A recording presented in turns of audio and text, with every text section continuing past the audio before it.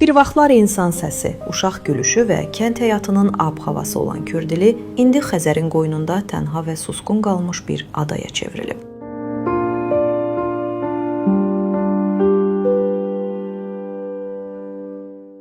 Kürdili adası Azərbaycanın cənub-şərqində, Neftçala şəhərindən 33 kilometr, Bakıdan isə 150 kilometr cənubda yerləşir və ölkənin ən böyük adası hesab olunur. Əvvəllər yarımada olan bu ərazi 1988-ci ildə Xəzərin səviyyəsinin qalxması nəticəsində adaya çevrilib. O zaman adada 2 kənd mövcud idi və burada 3000-ə yaxın insan yaşayırdı. Burada məktəb, mədəniyyət evi, kitabxana, kənd soveti fəaliyyət göstərirdi.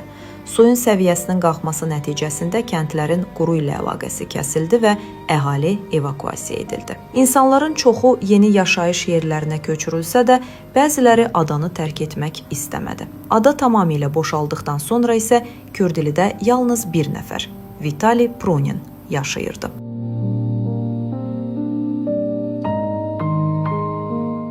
Doğulduğu gündən etibarən adada yaşayan Vitalinin Rusiyadakı ailə üzvləri onu yanlarına çağırsalar da adaya olan bağlılığı ona getməyə imkan verməyib. Həyat yoldaşı vəfat etdikdən sonra Vitali bütün çətinliklərə baxmayaraq 68 yaşına qədər adada tək başına yaşayıb. Bu səbəbdən yerli sakinlər onu Robinson Crusoe ləqəbi ilə tanıyırdı. 2020-ci ildə Vitalinin vəfatından sonra Kürdili tamamilə tənhalaşdı.